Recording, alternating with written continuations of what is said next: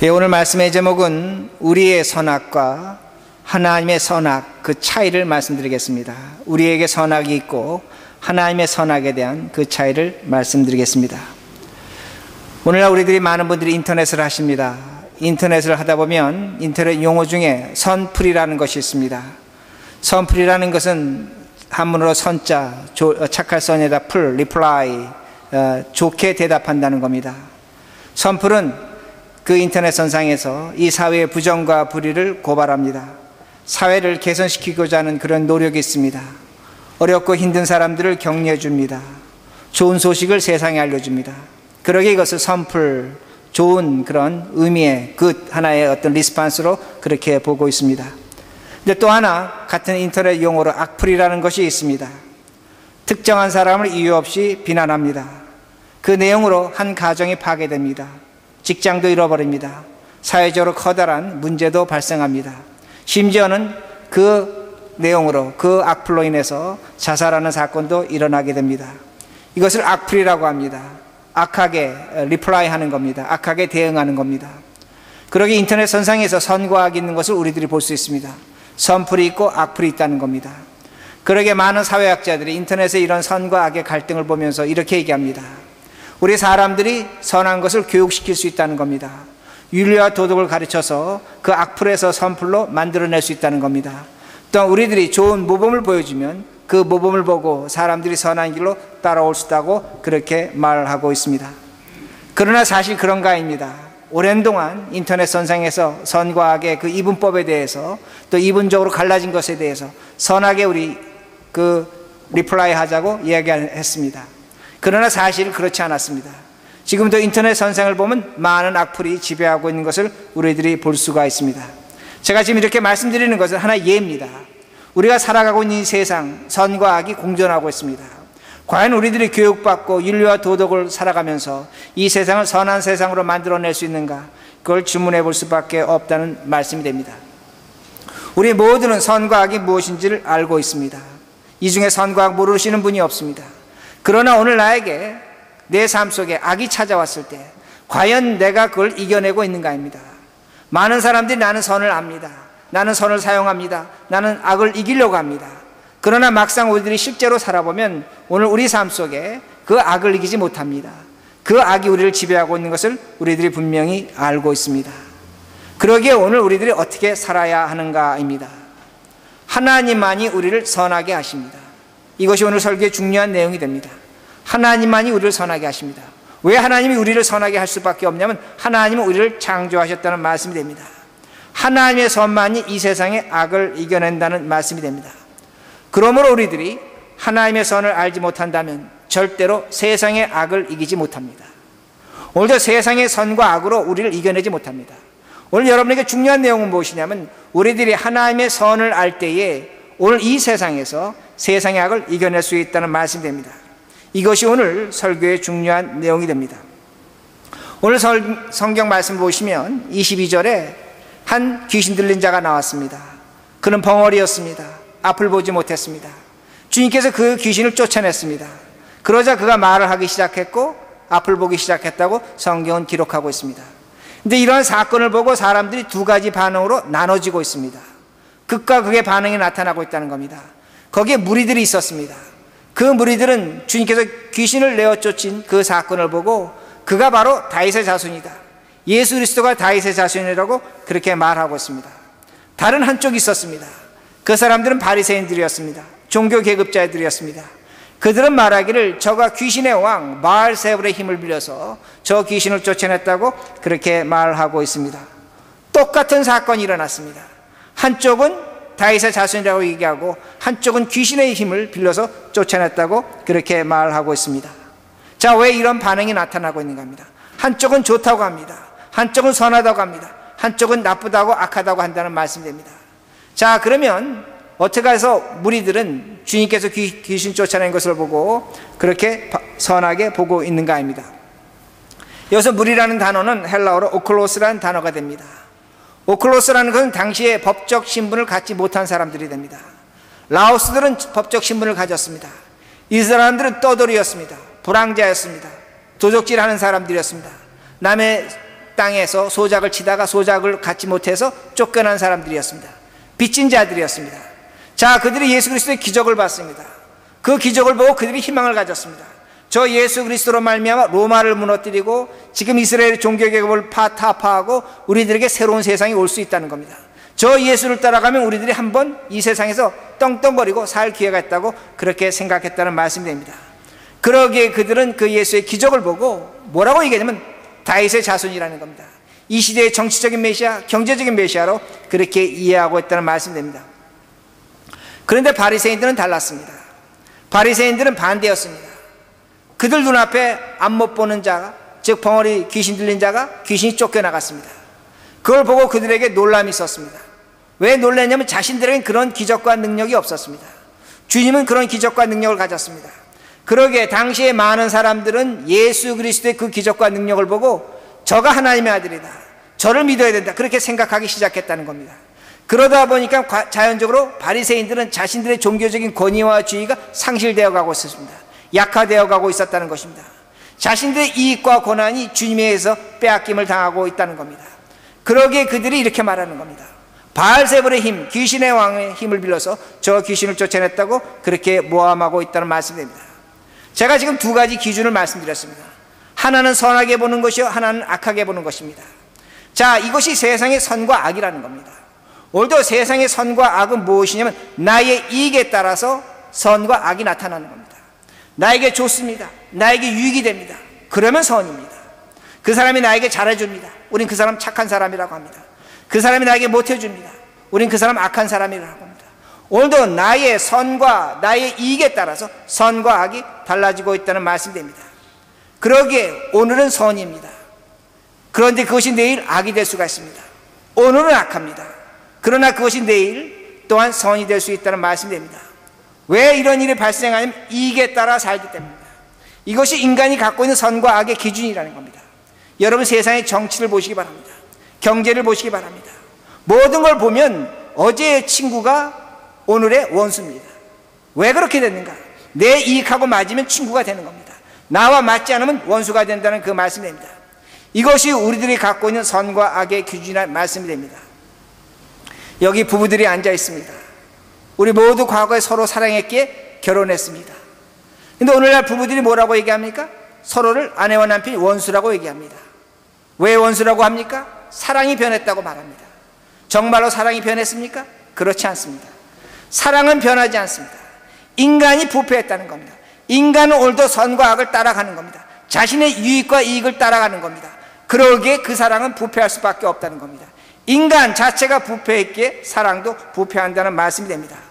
오늘 우리들이 가장 오만한 것은 무엇이냐면 사람들이 갖고 있는 오만은 뭐냐면 내가 오늘 선과 악을 판단할 수 있다고 그렇게 생각합니다. 그러나 여러분 스스로가 한번 생각해 보시기 바랍니다. 이것이 정말로 선하다, 이것이 정말로 악하다, 여러분의 판단의 기준이 무엇입니까? 내 이익에 따라 있습니다.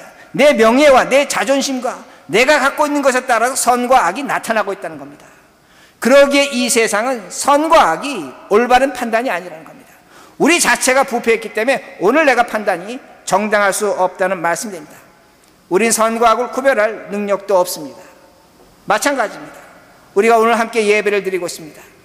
하나님께 찬양을 했습니다. 감사를 드렸습니다. 좋은 일입니다. 아마 하나님께서 오늘 우리에게 이렇게 질문하실 것입니다. 네가 나에게 오늘 찬양을 했다, 너희가 감사를 했다. 하나님께 이렇게 말씀하십니다. 오늘 너에게 있는 가장 귀중한 것을 내가 빼앗아 가겠다. 너 나한테 감사할 수 있느냐? 네가 갖고 있는 가장 아름다운 것을 내게 달라. 너 가난해도 좋으냐? 그래도 너 기뻐하겠느냐? 그렇게 질문하십니다. 그래도 우리 감사할 수 있습니까? 그래도 우리 찬송할 수 있습니까? 스스로 질문해 봐야 된다는 겁니다. 오늘도 하나님 앞에 나와 찬송과 감사를 드리지만 오늘 우리에게 있어야 될 것이 있어 있고 내가 가져야 될 걸 가질 때 우리는 감사하고 기뻐한다는 말씀이 됩니다. 그러기에 오늘 우리들이 선과 악이라는 것이 얼마나 하나님 앞에 부족한 것인가를 우리들이 알 수가 있습니다. 그런데 우리는 이 세상을 살아가면서 어쩔 수가 없습니다. 우리는 이 세상 살아가면서 선과 악으로 살아갈 수밖에 없다는 겁니다. 우리가 이 세상에 발을 딛기 있기 때문에 어쩔 수 없다는 말씀이 됩니다. 그러나 잊지 마시기 바랍니다. 사람이 잘못된 음식을 먹으면 언젠간 배탈이 납니다. 제가 지금까지 설명드린 것처럼 선과 악이 절대적인 가치의 기준이 아니라는 겁니다. 이걸 갖고 산다면 우리는 배탈납니다. 문제를 치울 수밖에 없다는 말씀이 됩니다. 그러기에 하나님께서 우리에게 은혜를 주신 것이 있습니다. 무엇을 주셨냐면 세상과 다른 것입니다. 그러기에 우리는 기뻐하는 겁니다. 그러기에 우리는 감사하는 겁니다. 하나님이 우리에게 말씀을 주셨습니다. 하나님이 우리를 찾아오셨다는 그 말씀입니다. 이 세상 살아가면서 가장 절대적으로 필요한 것이 무엇인가? 하나님이란 그 말씀입니다. 우리는 세상 사람과 다릅니다. 제가 지금까지 반복한 것처럼 우리는 선과 악을 따라가며 살 수밖에 없습니다. 그러나 우리에게 가장 중요한 것은 무엇이냐면 우리에게 하나님의 말씀이 우리에게 들려져야 된다는 말씀입니다. 그 말씀을 따라 사는 겁니다. 그런데 하나님 말씀 따라 사는 것이 결코 쉽지 않습니다. 하나님 말씀 따라 살다 보면 내 이익을 포기해야 됩니다. 억울한 일을 당해도 말하지 못합니다. 하나님의 말씀을 따라 살면 세상은 우리에게 뭐라고 합니다. 멍청이라고 얘기합니다. 그러나 이것이 중요한 것입니다. 정말로 이것이 우리를 살리는 겁니다. 세상이 오늘도 하나님 말씀대로 산다고 조롱할지라도, 오늘도 내 마음속에 하나님 말씀대로 믿고 살았지만 오늘 나에게 아무 것이 없다고 할지라도 이것이 중요하다는 겁니다. 왜 중요하냐면 오늘도 하나님의 말씀 우리에게 뿌려지고 있습니다. 씨앗으로 뿌려지고 있습니다. 이것이 지금 자라고 있습니다. 열매를 맺어가고 있다는 겁니다. 다만 우리는 이걸 보지 못하고 있다는 말씀입니다. 자, 이렇게 하나 예를 들어 말씀을 드리겠습니다. 우리들이 어렸을 때 애들한테 호랑이 얘기를 해줍니다. 호랑이는 이렇게 생겼다, 저렇게 생겼다, 엉엉이라고 얘기해 줍니다. 애들이 호랑이 듣고 재밌다고 합니다. 얘기 더 해달라고 얘기합니다. 근데 기억하시겠지만 그 애들 데리고 여러분 한번 동물원 가보시기 바랍니다. 정말 호랑이 앞에 그 아기를 세워놓으시기 바랍니다. 애가 놀랍니다. 무서워합니다. 호랑이가 정말 엉할 때 그 아기는 놀라서 웁니다. 진짜 호랑이를 만난 것과 이야기 호랑이 만난 걸 다르다는 겁니다. 언제 우리가 하나님을 만나는가? 인생 살아가면서 선과 악으로 살아가다 보면 어려움 분명히 찾아옵니다. 그 사람이 나를 배신합니다. 내가 믿고 원했던 것이 얻어지지 않습니다. 그러기에 우리 세상 원망합니다. 그럴 때 우리에게 특별한 것이 있는데 하나님의 말씀이 진짜 하나님으로 나타나는 겁니다.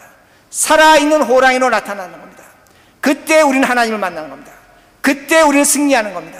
세상이 아무리 어렵다고 할지라도, 힘들다고 할지라도, 고통스럽다고 할지라도 우리는 승리할 수 있습니다. 극복할 수 있습니다.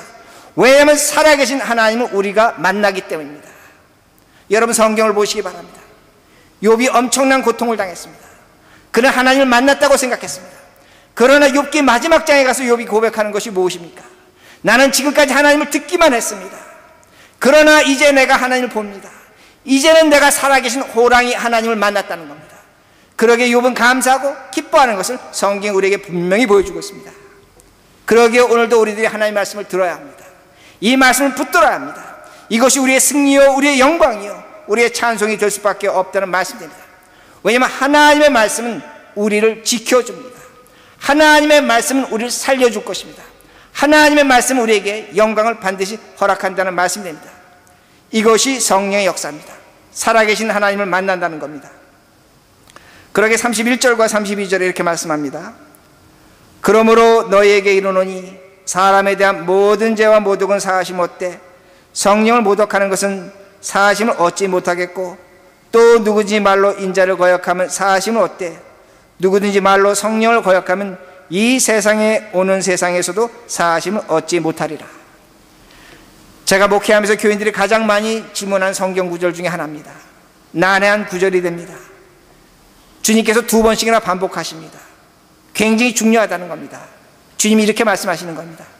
너희들이 나를 거역해도 너희들은 용서받을 수 있다. 그러나 성령을 거역하면 너희들은 용서받지 못한다. 너희들이 나를 모욕해도 용서할 수 있다. 그러나 성령 하나님 모욕하면 너희들은 영원히 용서받지 못한다고 그렇게 말씀하십니다.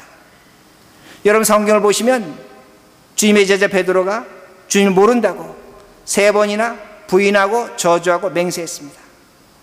베드로 분명히 용서받았습니다. 여러분 바울을 잘 아십니다. 바울은 스스로 말합니다. 나는 그리스도를 회방했으며 핍박했으며 그리스도의 앞에서 포악한 자였다고 말합니다. 그런데 그 바울도 용서받았습니다. 그가 사도가 됐습니다. 성경에 보면 바울이라는 사람이 있습니다. 다윗이라는 사람이 있습니다. 그는 살인자였습니다. 간음한 사람이었습니다. 하나님은 그의 죄를 분명히 용서해 주셨습니다. 수많은 용서받은 사람이 나타납니다. 근데 오늘 성경 우리에게 충격적인 말씀을 합니다.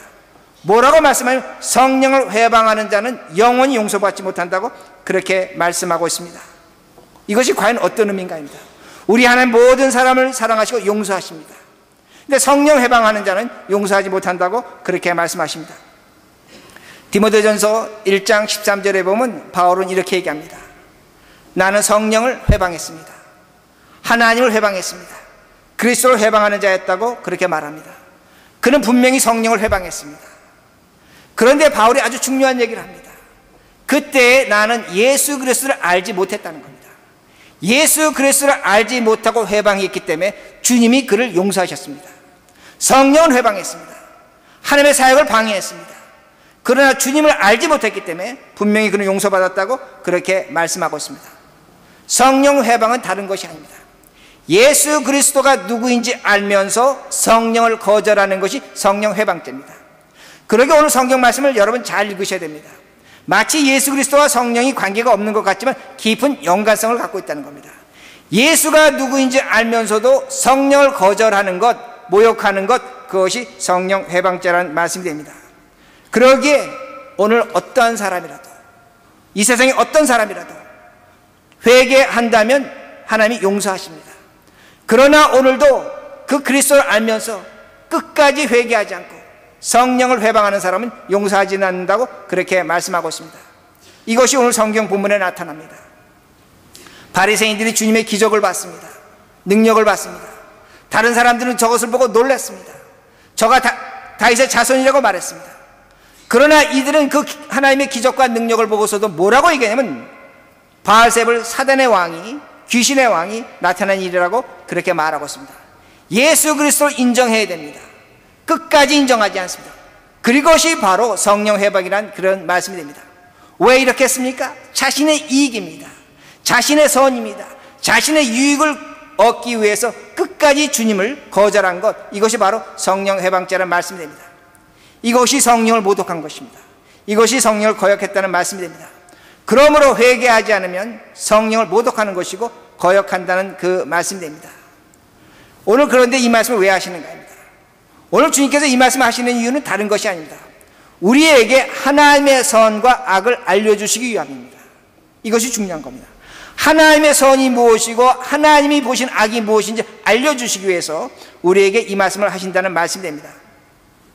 여러분 34절을 보면 독사의 자식은 악을 낸다고 말합니다. 그 마음에 악이 있기 때문에, 독이 있기 때문에 악을 낸다고 말씀합니다. 그리고 35절에 가보면 이런 말씀이 있습니다.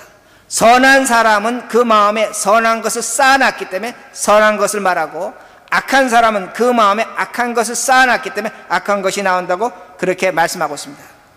그러기에 제가 이렇게 말씀을 정리할 수 있습니다. 세상의 선과 악은 나의 유익에 따라, 이익에 따라 발생하는 것이 됩니다. 그러나 하나님의 선과 악은 무엇이냐면 오늘 내 마음속에 어떤 것이 있는가에 따라 선과 악이 발생한다는 겁니다. 다시 말씀드린다면 세상의 선과 악은 외부적인 것입니다. 그러나 하나님께서 보시는 선과 악은 오늘 내부적인 것입니다. 내 마음에 어떤 것을 쌓아두고 있는 것에 따라서 선과 악이 나타난다고 그렇게 말씀합니다. 제가 그러기에 이걸 이렇게 한번 예를 들어 말씀을 드리겠습니다. 여러분들 동물의 세계를 보면 여러 가지 흥미롭고 재미있는 이야기가 많이 있습니다. 육식동물과 초식동물이 있습니다. 육식동물의 그 장의 길이는 그 동물의 신체 길이의 3배에서 6배 정도로 갑니다. 그리고 육식동물의 그 장은 그 활동이 굉장히 활발합니다. 그리고 위액이 굉장히 강합니다. 심지어는 뼈를 먹어도 그 뼈를 녹일 수 있을 정도로 강한 산성을 갖고 있다고 그렇게 말합니다.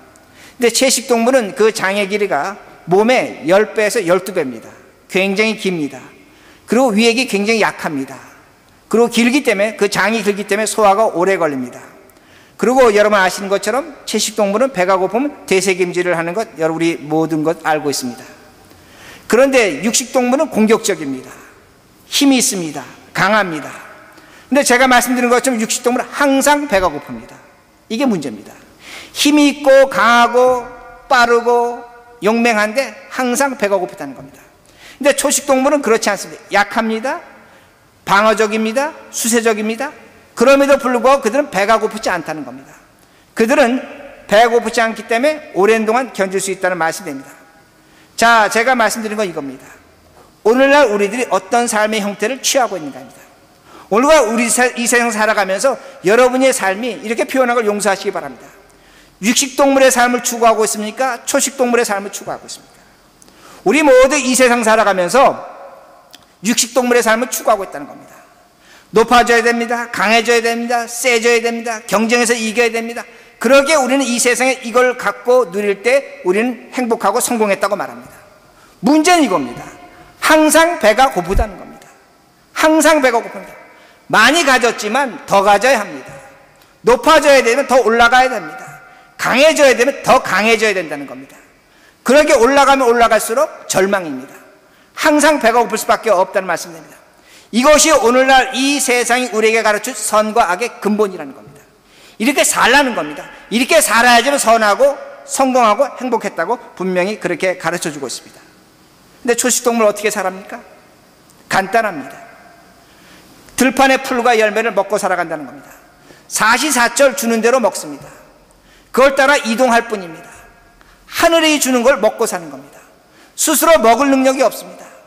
그러기에 약한 겁니다. 그러기에 잡혀먹을지도 모릅니다. 그러나 그들은 배가 고프지 않습니다. 하늘이 주는 것만 먹고 산다는 그 말씀이 됩니다.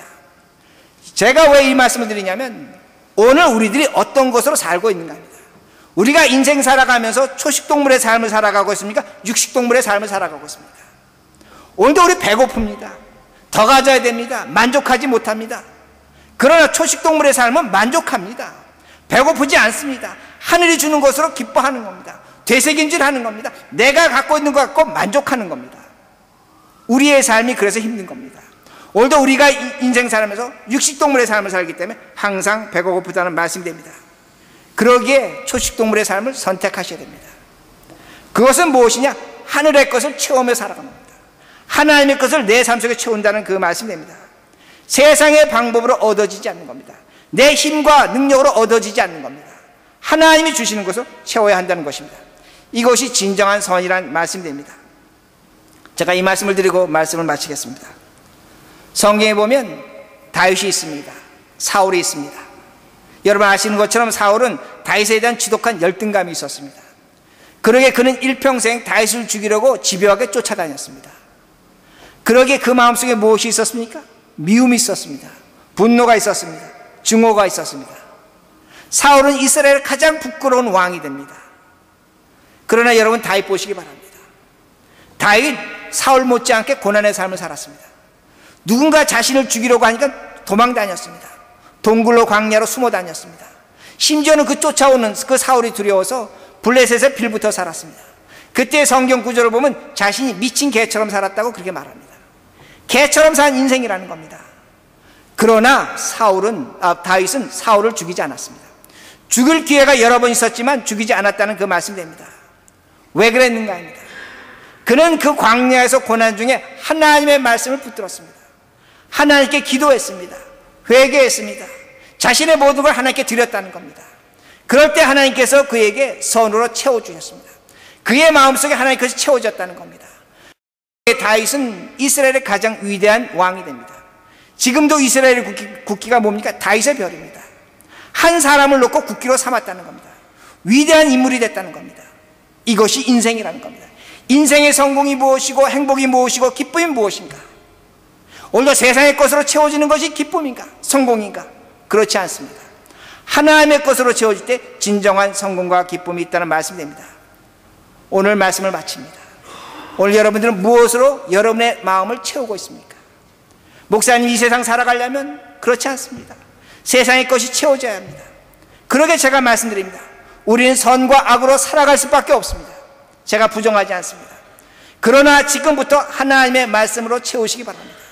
기도로 채우시기 바랍니다. 회개로 채우시기 바랍니다. 그러게 오늘 성경 보면 마지막 절에 36절과 37절 뭐라고 말씀하냐면 너희들이 마지막 때에 내가 너희를 불러세울 것이다. 그리고 내가 너의 입술의 고백을 들을 것이다. 그 입술의 고백은 속일 수가 없는 겁니다. 내 마음속에 있는 것이 그대로 고백되는 겁니다. 그걸 듣고 너가 구원받았다. 그걸 듣고 너가 심판받아 둘 중에 하나를 결정할 것이로 분명히 말씀하십니다. 그러게 두려운 마음으로 우리가 인생 살아가시면서 이 사순절에 하나님의 것으로 하나님의 기도로 하나님의 말씀으로 채우시는 우리 모두가 되기를 간절히 바랍니다.